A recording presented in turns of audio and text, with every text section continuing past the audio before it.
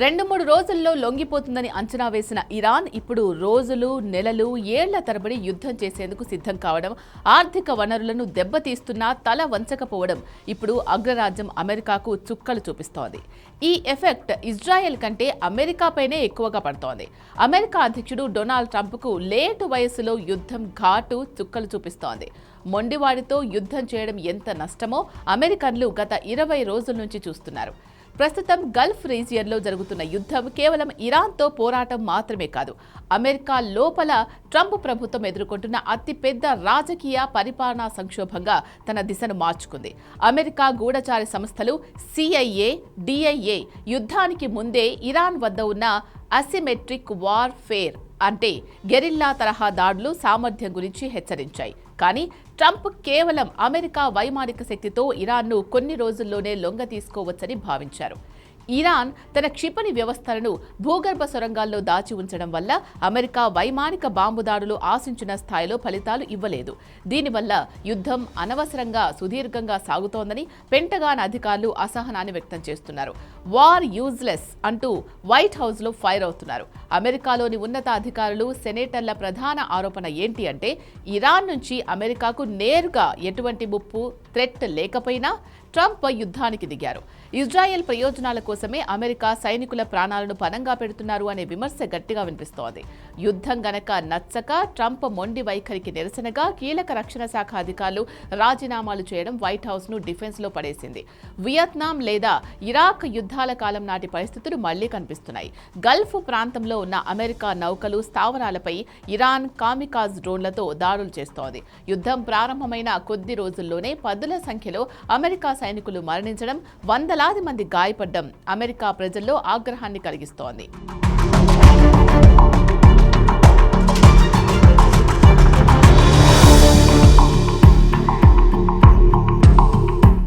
మా బిడ్డలను ఇంటికి తిరిగి పంపండి అంటూ వాషింగ్టన్ వీధుల్లో నిరసనలు మొదలయ్యాయి.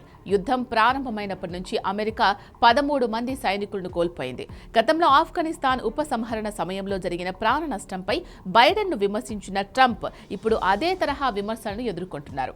ట్రంప్ అమెరికా ఫస్ట్ అని నినదించినా ఈ యుద్ధం వల్ల అమెరికా ఆర్థికంగా వెనక్కు వెళ్తోంది. గల్ఫ్ నుంచి సరఫరా నిలిచిపోవడంతో అమెరికాలో గ్యాసోలిన్ ధరలు ఆకాశాన్ని తాకాయి. ఇది రవాణా మరియు నిత్యావసర వస్తువుల ధరల పెరుగుదలకు దారితీసింది. ప్రతిరోజు బిలియన్ల కొద్దీ డాలర్లు యుద్ధం కోసం ఖర్చవుతున్నాయి. ఇది దేశంలో మౌలిక సదుపాయాల అభివృద్ధికి కేటాయించిన నిధులను హరిస్తోంది అనే కోపం అక్కడ వ్యక్తమవుతోంది. గతంలో లాగా బ్రిటన్, ఫ్రాన్స్ వంటి దేశాలు ఈసారి అమెరికాకు పూర్తి స్థాయిలో మద్దతు ఇవ్వడం లేదు. చర్చల ద్వారా సమస్యను పరిష్కరించుకోవాలని అవి సూచిస్తున్నాయి. ఆస్ట్రేలియా వంటి మిత్ర దేశాలు హర్ముజ్ జలసంధి రక్షణకు నౌకలను పంపడానికి నో చెప్పడం, నాటో దేశాల నుంచి ఆశించిన మద్దతు లభించకపోవడం ట్రంప్ ఒంటరిగా కనపడుతున్నారు.